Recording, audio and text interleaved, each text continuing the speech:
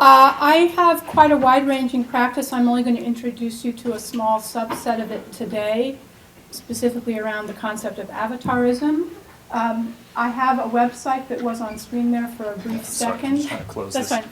I'm trying to close this. Sorry, Antoinette. This is terrible. So if you want to find out about other things I do, go to the website. Also, the work I'm talking about today is fairly complex, so if you want to find out more about the work, go to the website. Forger.com is my domain. So I'm going to start with just quickly going through what is an avatar. You probably have an idea of this in your heads already.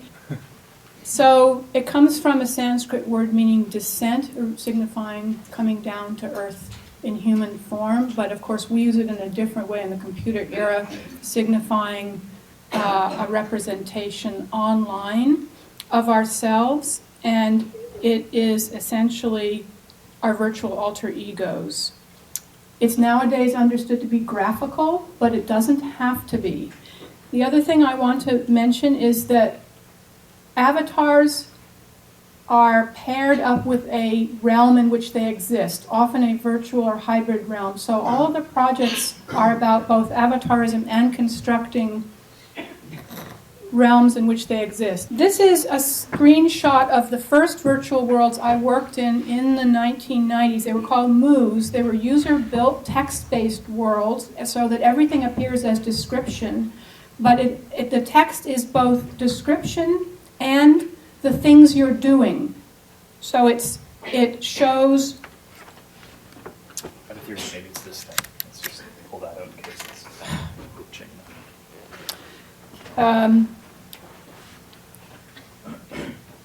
And you type in commands in order to navigate the world. This is actually a world that I'm running right here at UC Irvine, although I don't use it much anymore.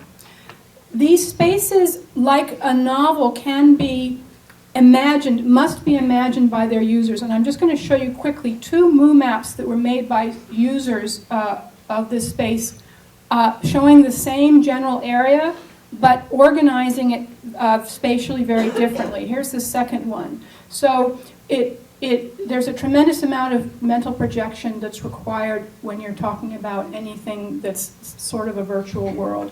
So I started using these worlds as performance spaces because I was impressed by how much like an active participatory fiction they were. So what I would do is get a group of people into these worlds starting in 1994, and we would improvise performances together and text together.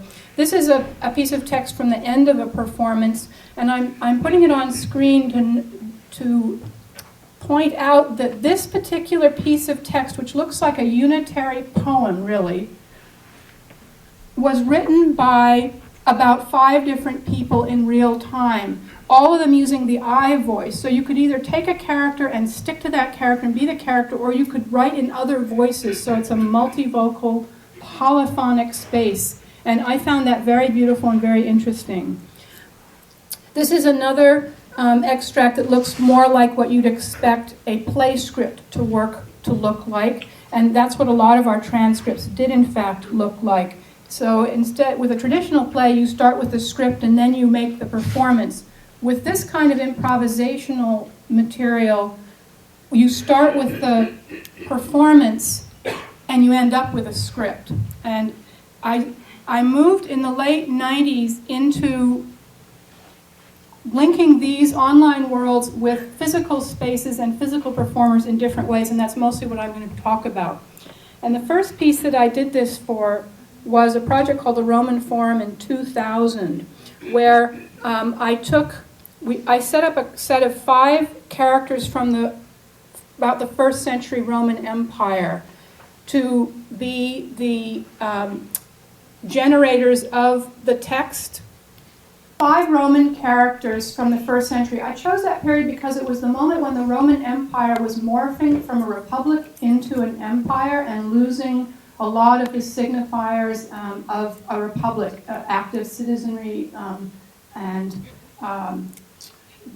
it was becoming more corrupt and more of an oligarchy. It seemed to me that it was presented interesting parallels to what was happening during the time of in which George W. Bush first became elected president, and also during his presidency.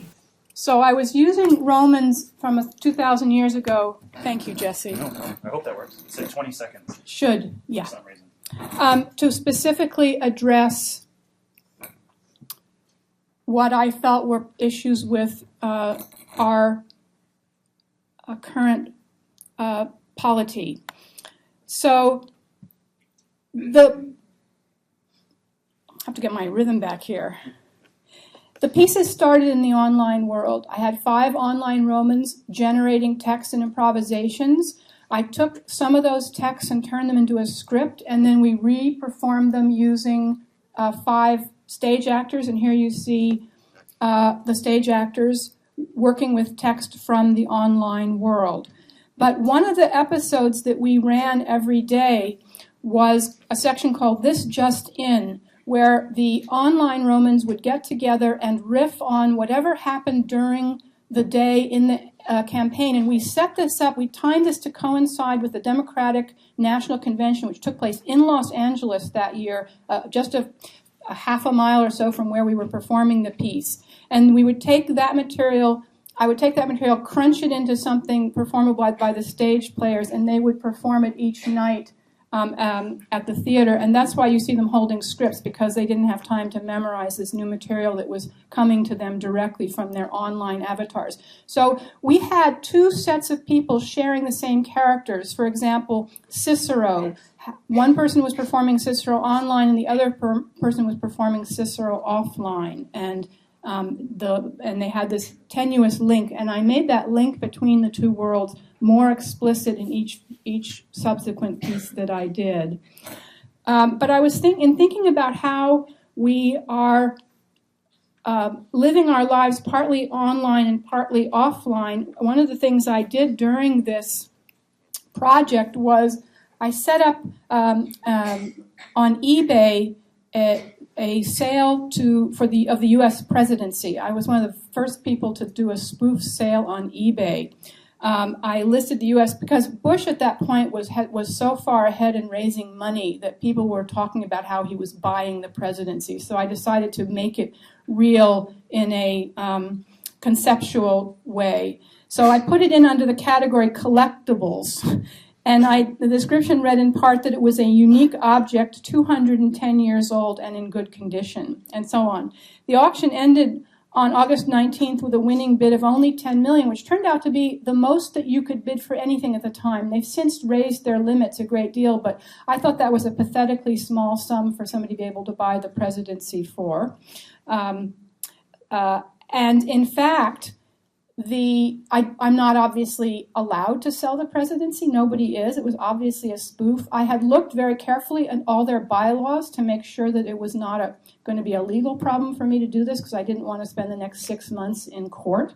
Turned out that they said it was not allowed, and they canceled my auction. Too bad. But not before trying to ding my credit card twice for several $100,000 of fees. So it turned out that the most eventful period of the 2000 elections took place after the campaign, in the famous 37 days when nobody knew who was elected president, Bush or Gore, at the very end of 2000. And then in subsequent years, the very next year was 9/11. But even before 9/11, we had decided we wanted to do a sequel to the project because we were fascinated. And when I say we, I'm talking mainly about my chief collaborator on these 2 projects, the director, Robert Allen, who I've done a bunch of projects with. We were fascinated by the fact that for the first time in our adult lives, American politics had come unscripted, right? It always seems that everything is being done according to somebody's spin plan. So for 37 days, we were off script as a country, and we wanted to deal with that. So we started planning for the Roman Forum Project 2003. And in the interim, one of the pieces that I did was a long monologue, again, captured from online materials, and set in front of webcam imagery from the Empire State Building, looking down towards the cleanup site for 9/11. I was here in LA when 9/11 happened, but I'd only been in LA for 2 years. And so I had just come from New York, so I felt psychically like that I was still highly connected to New York and what was happening to New York. I mean, everybody felt connected to New York after 9/11, but since I had just moved away, it was very visceral. So one of the things I did after 9/11 was I looked for ways to be connected back, and I discovered this webcam on the Empire State Building that was pointed to the cleanup site live, and I started logging into it every day and capturing footage from it.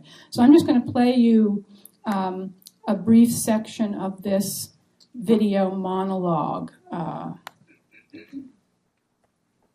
Junk now, this earth, this noisy globe, this spinning where no eyes are, minute lump of congealed dust, where I see, from this vacuum, I see Athens, city of Athena, city-state, give her a democracy, pure democracy, by which I mean a society consisting of a small number of citizens who assemble and administer the government in person, one man, one vote.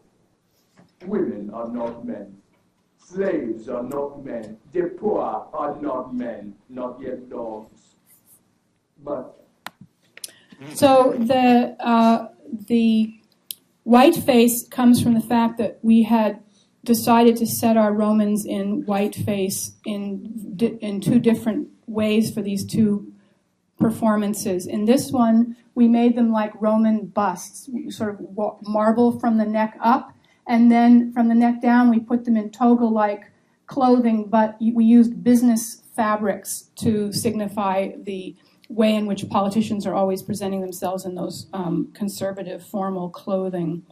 And then for the next one, we put them in full white face, full white top to bottom. This was done with classic green screen technologies. A number of the things that I've done are. So the second version of the Roman Forum project took place here in the Beale Center, just across the way. And we set it up with a series of platforms along the edges and one big boxing ring type thing in the middle. Here you see the set under construction, and we put screens in a lot of places because we wanted in this piece to address not only the state of politics through Roman eyes, but the state of mediatization of American politics. So there was a tremendous amount of media in the piece, and a lot of the piece's organization was guided around making the technological performance transparent, because again, this is something the media tries to hide. It makes everything look seamless and magic and beautiful and spectacular. So for example, here's where I get to use this toy. Yay. Yeah, it still works, isn't it? Is it going to work? This is a performance ring, but this blue thing right here is where we set up all the tech that is normally hidden in the theater. The lighting people, the sound people, the computer mediating people. And then here in this corner is the dressing room, another thing that's normally hidden in the theater. We stuck it right in, and the first scene in the piece was a dressing room scene. And over here, we had a green screen on the wall and a camera, so that for the green screen sections of the piece, the person would be performing here, and then their images would appear on the various screens around the room, so that you would see the studio and the piece in the same space at all times. So this is one of the green screen pieces where we had the actor playing a Roman named Quintus, who is an actor, one of the first famous actors in history. And we green screened him doing a monologue over George W. Bush's State of the Union address. This is a monologue, actually, this is one I actually wrote, called Apologizing for Everything, because this was a period when people were really unhappy that Bush wasn't apologizing for anything. So this was catharsis. But I used, in order to make this piece work, I used a lot of Bushisms, which of course he was famous for his malapropisms and his particular way of mangling the English language. I'm in a minority who thinks his mangling is not only extremely revealing, but actually very beautiful and very effective as language. So that's one reason I used it in this monologue.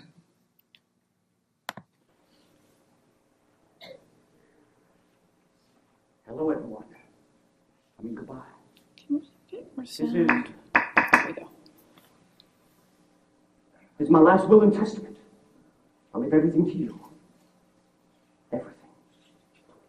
Wow. I'm more nervous than I was in my State of the Union. Or state. My speech to the nation, whatever you want to call it. Speech to the nation, okay? It's a bit difficult to complain. Explain. It's like this. When I was coming up, it was a dangerous world. It was us versus them. And we knew who them was. Today we are not so sure who that they are. But we know they're there. And I want to say, I'm sorry I don't have more to leave here. I'm sorry they misunderestimated me. They miscalculated me as a leader. I think we agreed. The past is over. And I'm sorry about it. The last chapter of the 20th.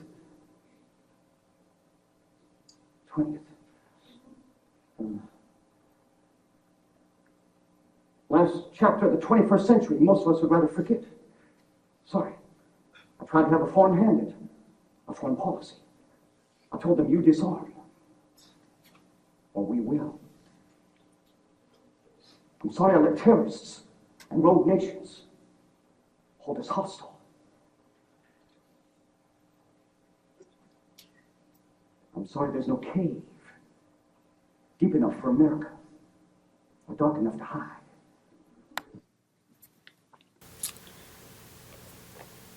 And another thing we did for the Roman Forum project was we linked up the avatars, the online avatars live in the space. Here you see at the back, the live online performance is happening on screen, is readable and by everyone in the space. By the way, we had no fixed seating in this space.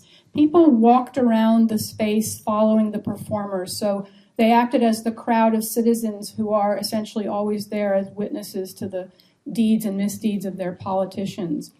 And then we had the Romans who are in the physical space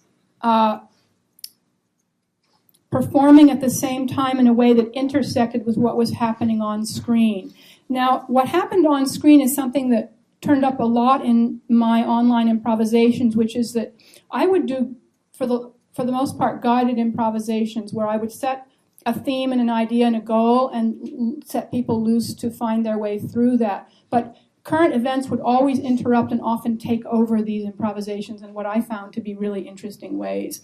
So they were starting out to talk about something to do with American politics and the Iraq War, which began about a week after this piece opened in 2003. And, sorry, a week before it opened. But at the same time, the Columbia Space Shuttle had exploded over Texas, raining pieces all over the Texas desert. So this idea of disaster in the desert got conflated, as you may hear, into a single surreal improvisation. So I'll play you a little bit of that. Where are we then? Oh, I forgot to mention that for this one, you'll hear the live performers performing, but you'll also hear the online improvisation was being channeled into the space through synthetic speech. And this is something that I will be doing more in the next piece, where the lines of communication get flowing in a number of different ways. What's the news?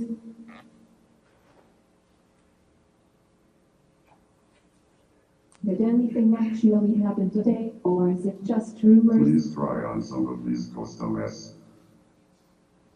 Waiting. We are waiting. Waiting for There what? are some with leadings, some with lovely golden sequins. Any scribbles? Hello, Quintus. Don't laugh. I'm practicing wearing a burqa. I don't think it's supposed to be hemmed up to your thigh. I like to be prepared for all changes of regime. Why, myself, of course. They'll never know it's me behind the burqa. I don't think women are allowed to rule out there in the desert. Sorry I'm late. Iraqis claim the crash is the vengeance of Allah. What crash? The market. There were bits on each day within hours. Things fall apart. And then you die. One way or other, death is going to get you. Multicultural crew, it's huge. Shut up. Yeah, very small scavengers this time. Someone in Texas found a charge. We'll never go up That's in not a a good vehicle kind of fight together in by low Texas. bid. The beautiful thing is, Unlikely it survived being exploded it's at fell apart in the no 200,000 man's feet. land between outer space. Beautiful. The next 100 missions are going to be splatting up against the pieces. All the brave and the free. So there's a kind of chaotic polyphony there that is a little bit too much for a lot of people. It's a little bit less that way in the space itself, but it's also something not just that I like and value, but it seems to me to represent how we are always mentally dealing with the information overload on the web and in chat rooms and in multitasking environments of all kinds. The next project that we did was one called Demotic in 2004, and then we did the full version, it was in 2006. And this is the one in which we most explored having a very tight relationship between the avatars and their world and the stage world. And the avatars were performing live throughout the piece with some canned segments, and this actor, the terrific Tracy A. Lee, was performing live some of what she was hearing from the online performers, but she was also performing in sync with two sound musicians that we had working on the piece who were improvising music at the same time. So in effect, the piece was more like a concert almost than anything else. This tremendous sound composition. I'll show you a diagram of the information flow in a second. But I'm going to start with this piece, which is a revised version and more musical version of the Babalog piece that I just played from the 2003 performance. I'm reading!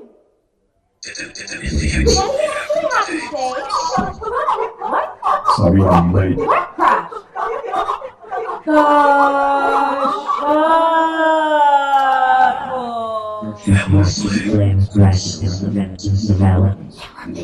Nuclear weapons. The nuclear weapons, nuclear weapons, nuclear weapons,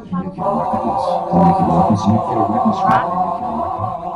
weapons, nuclear weapons, nuclear weapons, nuclear weapons, nuclear weapons, weapons of mass destruction, weapons of mass destruction, weapons of mass destruction, weapons of mass destruction.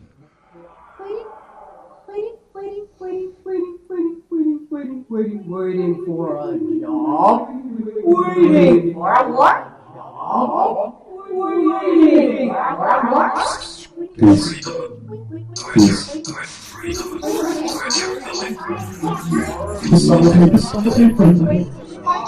You think we can fight a war without casualties? So far, at least 50 Lebanese civilians, at least 2 Israeli civilians, and 8 Israeli soldiers have been killed so far. Waiting for hard game. Weapons of mass destruction. Weapons of mass destruction. Weapons of mass destruction. Weapons of mass destruction. Weapons of mass destruction. Waiting for any of this to make sense! Weapons of mass destruction. Weapons of mass destruction. Weapons of mass destruction. So that is a piece that came out substantially different every single time it was performed because the only fixed element was the text or parts of the text. Parts of it were improvised, and everything else was DJ'd or VJ'd or MJ'd live during the performance. I wanted to point out that for this piece, one of the two musicians, our programmer and sound artist Jeff Ridenour, altered 2 game controllers, a joystick in his left hand and a game glove in his right hand, to serve as controllers for the sound interface which we were running through this software called Max. And that created a different performative element to what it would normally, again, be an invisible function. So the musicians were not just composers and sort of DJing their own compositions, but they were doing something that was much more performative with it from the point of view of the spectators. So I'm going to just talk about the information flow here, because these pieces are extremely complex to set up, as it turns out. So this group of people represents the online people improvising text, which is going into the space. It's going directly to the computers where the sound artists are picking it up and running it through speech synthesis and other transformations. They're using it to control all kinds of sound files. It's also going to a screen where Tracy Lay is reading off of it. So her only access to language, the language she's performing, is from the screens or in a couple of segments from her own memory. I'm sitting at the computer directing the online people and also controlling how fast and when things appear on screen for Tracy to perform. So there's kind of an in-performance director-performer. And then you have synthetic speech, Tracy's voice processed, additional sounds mingling and going out to the soundscape that the audience is listening to. The people online, this group, they're only getting back text because none of them had, almost none of them had connections fast enough to get back live audio or video from the space. A couple of them got live audio from the space. So they did know a little bit about what was coming in, but their participation was they were flying semi-blind in large part according to what I told them, which was, of course, part of the performing aspect of being a director. I'm going to play you another clip from this piece that was not specifically an avatar-based piece the way the Roman ones were, where people have these Roman alter egos. But this is one where I took text from the internet. I do that a lot. I scavenge the internet because I'm very interested by the enormous sea of language out there. And I took a section of text from an early Gnostic Christian piece of writing, which I've always found extremely beautiful, and then a series of statements from the internet about what people believe in. And then, in a sense, when Tracy performs this piece with the musicians, she's channeling the internet. So she becomes almost like a physical space or meat avatar for the voices on the internet that exist primarily as language.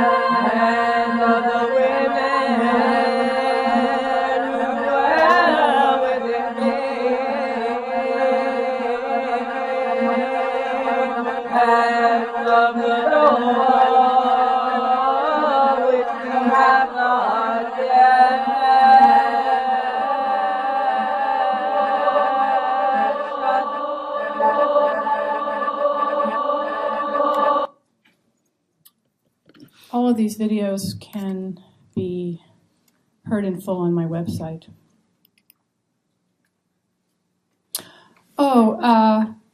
This is a video piece I thought I would just show a little bit of.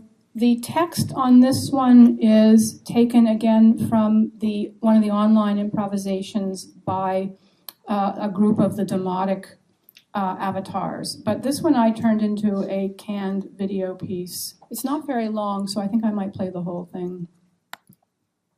Distraction. Distraction. Distraction.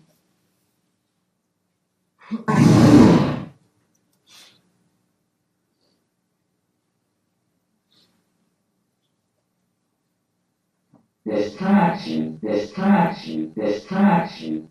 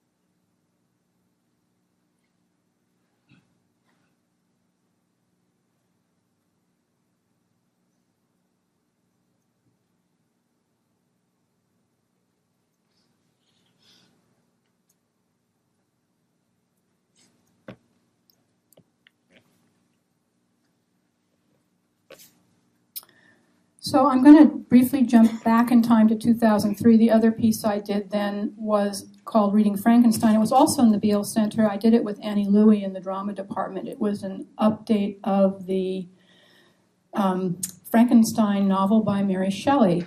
And it's set in, it takes a 20th century genetic engineer of the same name as its protagonist, and her creature in this case is a half artificial intelligence, half artificial life form. And this is an original piece of theater.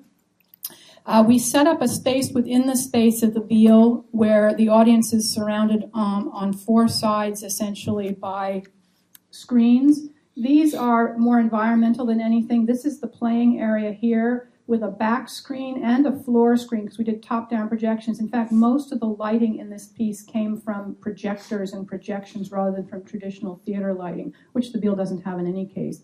And there was TVs in the space, 3 monitors in the space also representing the computers that were central to Mary Shelley's work. So this is just a rehearsal shot showing the piece in development. But in this case, the avatar aspect of it was the way we handled the creature. We never let Mary's creature appear on stage until the very last scene. And instead, what we did was we put the actor in the server room of the Beale Center, which is basically a large closet with a monitor on which you could see what was happening in the main space, a camera to pick him up and put him on the main screens and sometimes in the TVs, and then a series of tape marks that were where he had to look to make it appear that he was interacting with Mary Shelley, so because you can't make eye contact very easily with this kind of performance. So that's a rehearsal shot also. And when we had finished working the video mixing and all of the elements together, he usually appeared inside some kind of a virtual environment. Often inside here, he's inside text from Mary Shelley's Frankenstein. But as you can see, And he's slightly over life size as well. That was a deliberate decision. Here you can see they're performing together in this way that only complete mediation makes possible. The other virtual world avatar aspect of this piece was the last scene where, in fact, the creature does come out into the physical space, but they're not in the physical space conceptually. Conceptually, they are in the North Pole, which is where the last sequences in Frankenstein take place. For those of you who've read the book, you may remember that. There's a long chase. What I did was I set up the virtual world with a series of spaces from the text. So I actually turned Mary Shelley's text into one of these online text-based virtual worlds, and as this scene progressed, the projection would shift to tell both the players and the audience where they were in this virtual realm. Okay, back to 2008 now. Here is a piece where we were working with game avatars as a crucial part of the construction and conception of the piece. Playing the Rapture is about the Christian idea of the rapture, which I've always found really fascinating, this idea that people are going to be snatched from earth suddenly with no warning. But what finally pushed me to do a piece about it was a very bad computer game about the Rapture that came out around this time based on the Left Behind books, which is a series of popular novels about the Rapture. And this game was universally reviled as just bad gameplay for a number of reasons, and I can confirm that it's a terrible game. It's really boring, just for starters, and it's really hideous also. And it's full of sort of sexist manifestations and other things that are disturbing from a social point of view. And it also raised a good deal of controversy within the Christian community itself because it put forth a particularly unappealing version of Christianity that not everybody agrees with. So it was badly received within several different communities. But we decided to I played the game a good deal with my two actors, and while they were playing the game in their game avatar personae, I captured a good deal of what they said to each other, kind of gamer talk, and also I captured a good deal of in-game gameplay, which I then used to create the entire physical space of the performance with the exception of two computers. So they were essentially, a lot of the a lot of the performance takes place inside these projections of the game world. And this is an approach that's called Machinima that some of you may be familiar with, where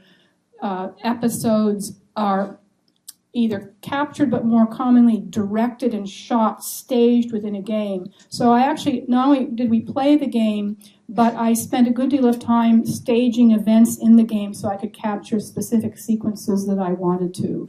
For example, the most fun part of the game in some ways was praying, where all sorts of lights would appear over people's heads. So I did a number of sequences where I would get mobs, like flash mobs, together to pray. And there were other events as well, but that's one of the ones you'll see. So I'm going to play you a couple of excerpts from this piece. Oh, and let me jump ahead.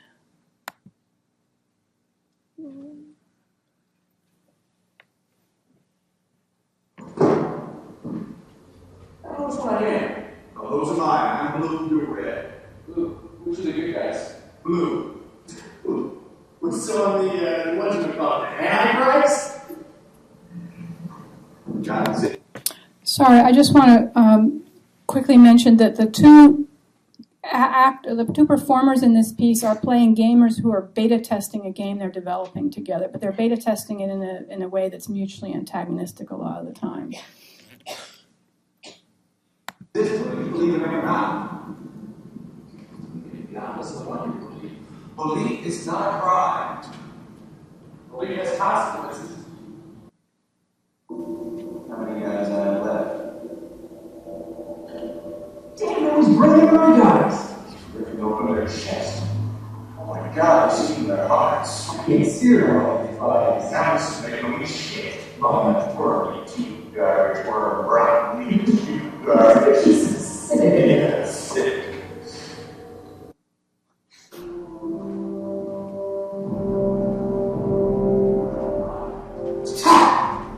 City. Time! 6 feet under. What's under? Class! Dismissed! That's all she wrote.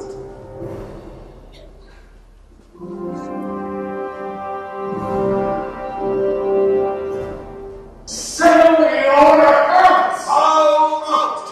Keep the bucket! Tag the bucket! Don't not. So those sequences look very disconnected, and it's not just because I chose 3 different scenes. It's also because I'm not very interested in classic Aristotelian models of theater where you have a 3-act narrative arc and a nice catharsis at the end. Pretty much everything we've done in this form is quite episodic and consists of radically disparate sections that are put together under a single overarching concept or theme, so that as an audience you get pulled around to do a series of about faces pretty fast in some cases. So with this project, I then took the video and made a couple of installations from edited versions of the performance capture video. And I just wanted to point out to this one because of the way it sort of continues and extends the theme of the virtual world. This is an installation that I did at the California Museum of Photography, where I took the hexagonal shaped projection of the set and turned it into a literal tabletop model into which I projected the video. Here's a still photo of that installation, so that the what was already a mediated version of a virtual game world gets remediated into this distorted architectural form with the physical actors from the real space now turned into cinematic avatars of themselves for the purposes of the installation.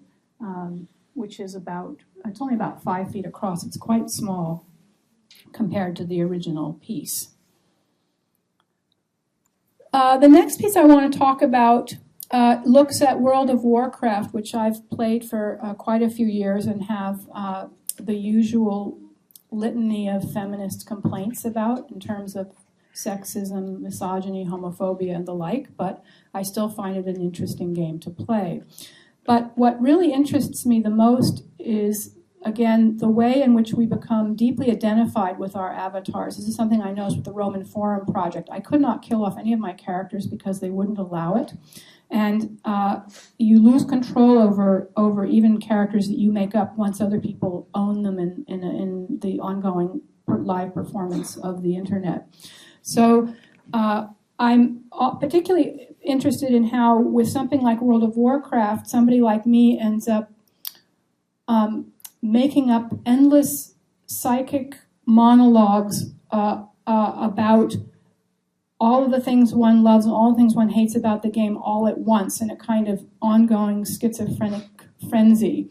So I decided to externalize that by doing a piece in which, from the avatar's point of view, they are having this complicit, codependent struggle.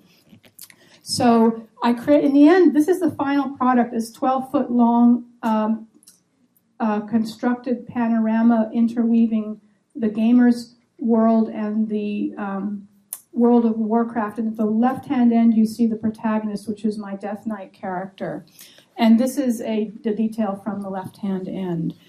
So there's this visual conflation of the two worlds, but there's also, within the piece, are sections of text which are excerpts from this internal monologue/dialogue So this is a dialogue about how the player got hold of the character by buying it on eBay, which is strictly illegal.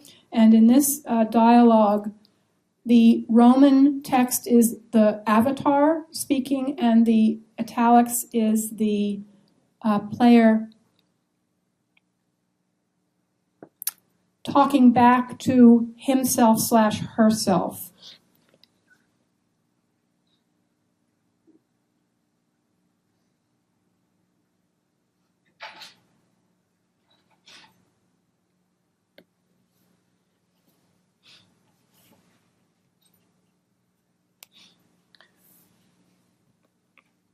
So that's the first one that appears of there's 4 or 5 of them, and it sets up the relationship from the start. So the way I did this piece, I want to talk a little bit about the research process. I started out by collecting webcam pictures from all over the web because I wanted to look at how people perform themselves to web cameras, what kind of gestures, facial expressions, situations, lighting, costuming, because we can't just take this to be natural, in my opinion. And I used some of the things I found to direct the gamer. Here's my gamer, Pete Uribe, terrific actor. In some of the role play that I used to capture his sections of the piece, which I shot with webcam also because I wanted that so-called degraded, pixelated view of that is the way gamers appear in webcam worlds. We found a room to shoot in that was a gaming den that I particularly loved because it was already semi-virtualized, because one whole wall was this photo panorama of New York, which is not only media, but media of a city that's 3,000 miles away from where this was shot. And it was one of those rooms that has a fake brick wall. So already, even before a single image is captured, there's this tremendous surrounding of artifice. And then, by sheer coincidence, Pete had just come off performing an Easter play somewhere, so as the Christ, so he still had all these weird blood lashes on his back. And so that struck me as an interesting visual for the way in which gamers can be self-loathing in a number of different ways. So I ended up using that in the piece. For the World of Warcraft Machinima sections, I went through and did a lot of screen captures of my avatar, and I also set up a series of events with my guild in order to capture specific kinds of imagery that I think of as canonical World of Warcraft kinds of events. So, and these were, of course, screen res, high resolution computer graphics, but seen at screen resolution. So one of the things that happens in the piece when it's pulled together is the images never completely meld. They're not supposed to. The raw webcams and the high-end computer graphics are 2 different artifices that uneasily coexist. This is the right, and the piece has a loose chronological narrative from morning to evening of kind of one gamer day. And this is the right-hand end where you can see the moon has risen in the game, and this is Pete falling asleep. So that's what you get in the end is the collision of the worlds.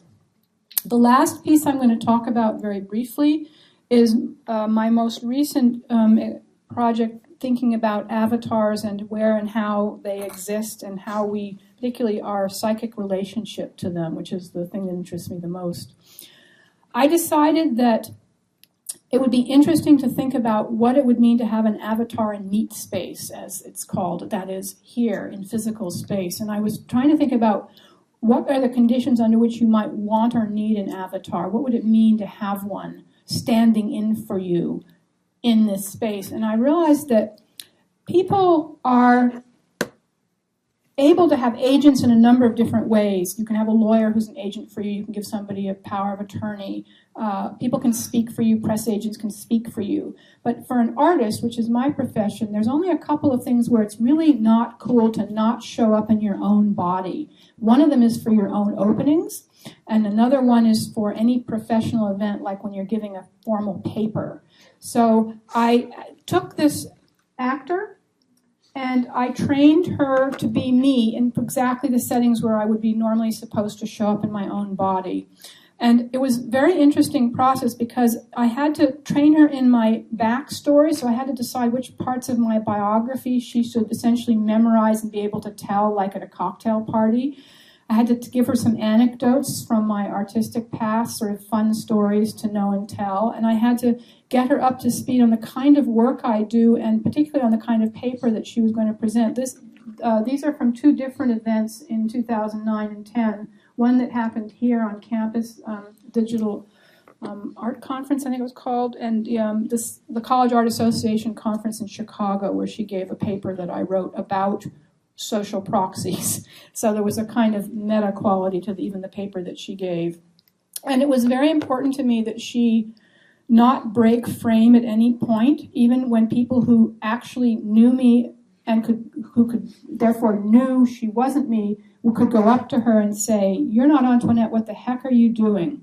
So it was important for her to have a whole series of responses to that very likely situation, which did in fact arise.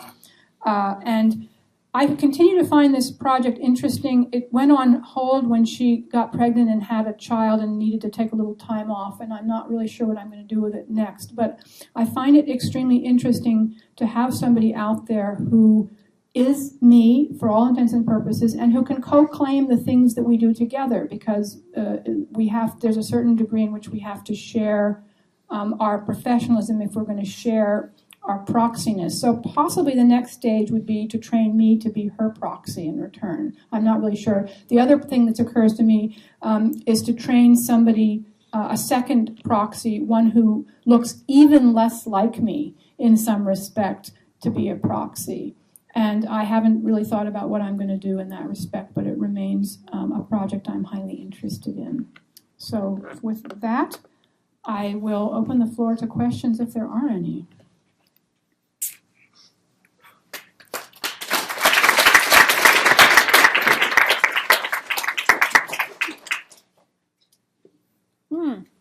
How did you become interested in this whole idea of avatars and virtual worlds?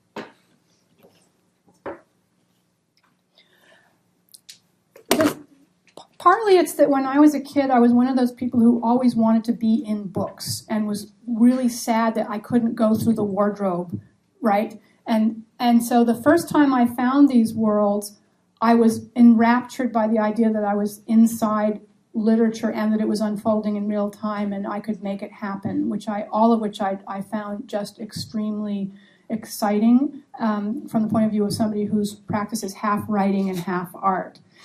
The other thing I will mention, which seems a little darker but is still a factor, is that I've discovered these worlds in late 1993, early 1994, right around the time my mother died unexpectedly and very fast. And I discovered that, as some of you may know, when that happens, you feel extraordinarily schizophrenic at all times. You don't feel like you're in the world, and you don't feel like you're anywhere else, or you're sort of in that other place where grief exists, always trying to cope in ways that can never pull things together again. So I found that actually being in an online world was almost a relief, because it was a place where it was completely all right for me to be as schizophrenic as I felt all the time for those, whatever it was, 6 months.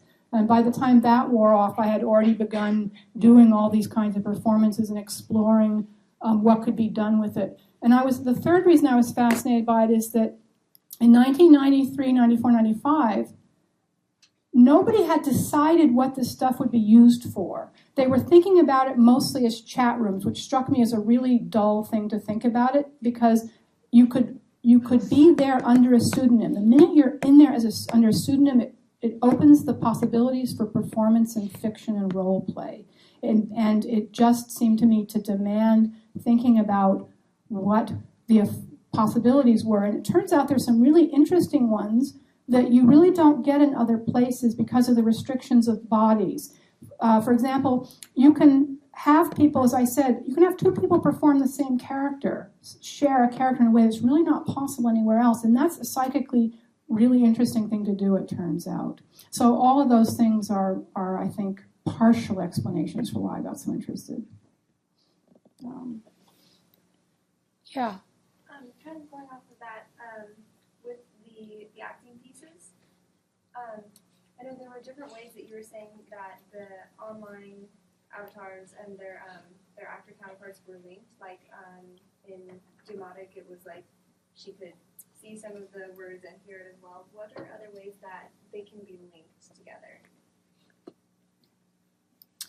Another way that is to have the people in the physical space directing or forcing the hand, so to speak, of the people in cyberspace, so that the online people are not autonomous in the way they often think of themselves as being. That's one possibility.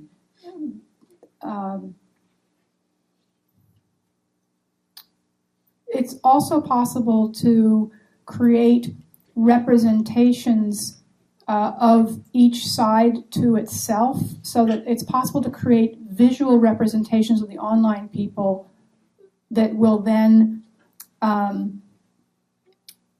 somewhat organize how the people in the physical space respond. Because if you put forward an avatar of an old man or a very young girl, people are likely to respond to those kinds of visual impressions differently. People talk to children differently than they do to adults, for example. So that's another possibility.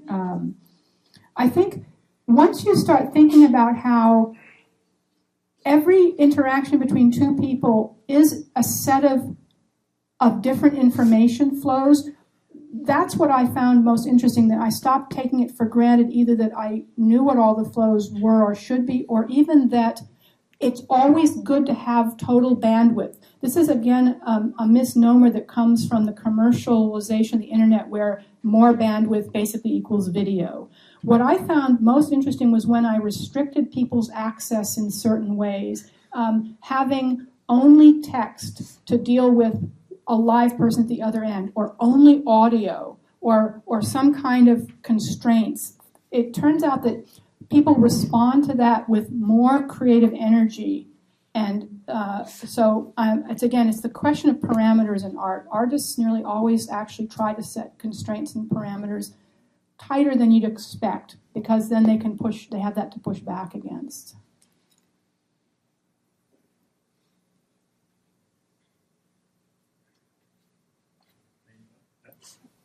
Go ahead. For the in-person avatar project we did, Mm-hmm. was there any way that you kept track of like the actions she took?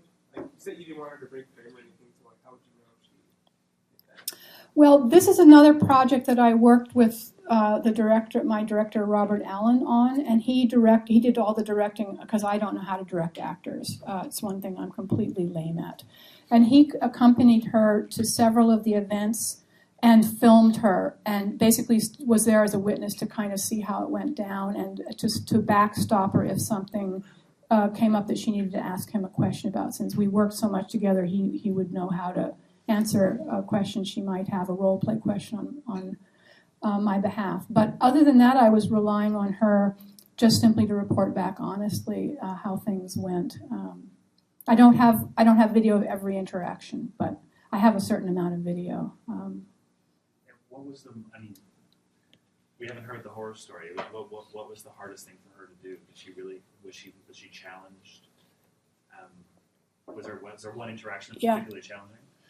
Yeah, there was, and it actually happened here at the first deployment on UC Irvine. A faculty member who knows me but doesn't know me very well challenged her, was pretty sure it wasn't her, and got very upset because her take on it is what most people's take might be, which is that it's unprofessional, it's faking, it's tricking, it's hoaxing, it's making a mockery or a fool of the person who is cheated or hoaxed in this way. And she was particularly angry because she couldn't get my avatar to admit that it was a, quote, fraud. So she took the point of view that it's completely fraudulent, that it's something... now, you can get lost in the legal thickets here about whether something is technically fraudulent, whether something has been taken away from somebody, whether there's loss, whether there's harm, right? All of those things. But what I'm really trying to do is to shift the conversation to what are the realms in which we are allowed to perform and to what extent, because there's this shallow idea that we're all performing in public. We all have a public persona. And of course, certainly that's true, but there's an enormous number of unwritten rules that are codified, many of which disadvantage certain groups at the expense of others, or advantage certain groups at the expense of others. So the question of why I can't have an avatar in this realm when I can have a legal proxy in other realms struck me as a very interesting one. Why can I not have a kind of, if there's this idea of an artist collective, an artist team, which does exist, is why can't there be another way in which my identity is split, teamed up in a completely different mode where I split my singularity into two for the purposes of having more agency in the world, which is, of course, something artists are expected to try to have at the moment. It's not just about doing your work. It's about repping it and shopping it all over the place, all the time, relentlessly. So partly it's intended as an indirect critique of this idea that we're not professional artists unless we're spreading ourselves thin all over the globe at all times. So is this for your own knowledge, or are you going to present it to the world in like a movie form or like a thesis? This? Yeah. I think I have a paper that I want to get published about it, but I think I want to deploy her a few more times and then the idea at the back of our minds has been to do a documentary about it at some point, yeah. It's one reason we're collecting footage. Yeah. Have you considered how in the virtual world our avatars are however we create them? So, I could be a big ogre, I could be a dainty little princess, but, and I noticed here you chose to have a female, kind of like we're used to seeing females in this world, be your avatar. Have you considered maybe altering the costume or her physical appearance in these different situations to see how people would react differently? That's an interesting point. I hadn't thought about costuming her specifically because it struck me that would turn it flagrantly into a theatrical, that would put the theater frame around it and allow people to dismiss it in a certain way. Oh, it's just a performance. What I wanted was for it to be indistinguishable from the surrounding reality. So what I've really thought about was changing her to, for example, a man. How would it differ if I was presenting myself under my name, which is very female, and my reputation, with a male avatar, for example? Since, of course, in the online worlds, that's one of the most common things to do is gender crossing. So I haven't done that yet. I thought that for the first deployment of an avatar, it would probably go more smoothly and I would get more information if I didn't try to do that, but it certainly has been on my mind from the very beginning. Out of all the characters that you created, encountered, or have you ever mostly related to one, or you mostly favorite type one? That's a great question. Well, one thing I didn't really talk about very much, I'm particularly fond of the 5 Romans, I have to say, because I worked with them over a period of about 4 years. But what I didn't tell you is that I had a role in all of those performances that I didn't make visible here, although I probably should have. I had a role that was digital director, which just sounds like a profession, but the digital director had her own personality and was very much part of the performances in a certain way. So and was somebody that the online performers really needed to have, not only as a guiding figure, but as somebody to dump on whenever they were anxious. It was a tremendous lightning rod character, which was very funny. So I'm actually particularly fond of digital director. I have a long history with digital director. I have my own characters in some of the pieces I've done, but not in the Roman Forum one because I didn't have enough time to do everything else I was doing. Because in a lot of these pieces, I was responsible for all of the visuals and most of the some or all of the text in one form or another, and some of the programming. So you run out of time at a certain point to do everything. You're better off working with other people. On that note, Antoinette, do you have a piece in the fall again at XMPL? Oh, no, I'm writing a book at the moment, and so I've put performance work on hold. It's a shame because when you watch, Antoinette had a piece in the fall there's a new facility we have in the School of the Arts called the Experimental Performance Lab. Yeah. Experimental Media Performance Lab. And so it takes the Beale Center, but it dedicates it to this type of work. And when you watch Antoinette in the pieces, she's typing and acting and running projectors, and there's an intensity to, and you saw it in the one piece where you're even in the diagram where you're the center of it all, and the information flow all flows through you. So it's great. One of the things that I, in closing, I wanted to point out, one of the things I'm really enjoying about this process for me. I mean, I know you guys may or may not enjoy this. I hope you do, but in the sequence of courses in Arts 11 Arts 12, we start to now see the connective tissue between different kinds of practices. And every time we have a new speaker, I want to jump in and talk about, remember remember last week when Greg Smith, for example, talked about the information piece of the teletext on the wall, and we keep having this theme of the overwhelming amount of information that is present in the world coming back into people's practices, dating all the way back to the Hans Hocke piece we looked at in Arts 11, the news, where he simply printed out all of the news that happened in real time, and for a very early example of that type of work. We start to see, we looked at Lynn Hirschman, and again, these are just, if those of you that weren't in Arts 11 with us, you can look these things up, and her characters that in a variety of different projects in the 1970s and 80s.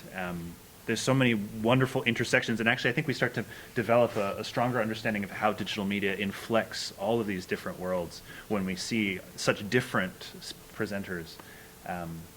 We have time for one more question if there's anybody else that I didn't actually mean to cut us off. In your experience between, like, say, the people you know and the avatars that they have, did you find that people often input very much of themselves into the avatar, or do a lot of people like to create a completely different type of avatar that they can put out? Yes, people put a lot of themselves into these avatars, but they would also highlight aspects of their personality often that weren't visible in other realms, which is one of the reasons that this group that I developed to do these pieces starting in the 1990s called the Plaintext Players, because they start out in text. One of the reasons they stuck with it for a long time is because they found this projection of their personae into different forms so fascinating. And they would often bring, even when I set up the Romans, I gave people a choice of who they wanted to be. We ended up with, Cicero and the Empress Poppaea and a German slave, a really motley crew, because that's what they asked to be. I didn't tell them they had to be those roles. Somebody wanted to play the barbarian slave who'd been brought from the fringes of Germany down to Rome, because that kind of subjected role interested her very much to perform, and yet somebody else wanted to be the empress, and she was a pretty bawdy empress. I will give her full credit. And people bring in all kinds of anecdotes that seem unlikely, but their job is to take these 20th century anecdotes and re-inscribe them inside whatever theme and plot we're working with. So I want to really give enormous credit to the online performers who had to make up every single thing that we did. The stage performers get huge credit too, but they know, they're trained to perform scripts, and some of them, they got a lot of credit for improvising in real time when they did, like particularly Tracy Lay, who did just amazing amounts of improvisation in our pieces. But these online performers were not only making it all up, but they were doing it within a tradition where there wasn't much of a tradition. I mean, there is a long tradition of improvisational comedy. There's some tradition of improvisational theater, but it's not strong in America, really. We're not a culture that's terribly interested in improvisation outside of comedy. So they were experimenting and exploring and trying to figure it out while they were also trying to be Poppaea or be whatever they were trying to be. So there's a lot of roughness in these improvisations that I didn't show you. A lot of shaggy ends, a lot of repetition, a lot of things that don't look like good writing. But there's an energy and a vigor of creativity that I rarely see in a lot of places, and that is what I still find the most attractive part of the whole process. Thank you very much, guys, for inviting me.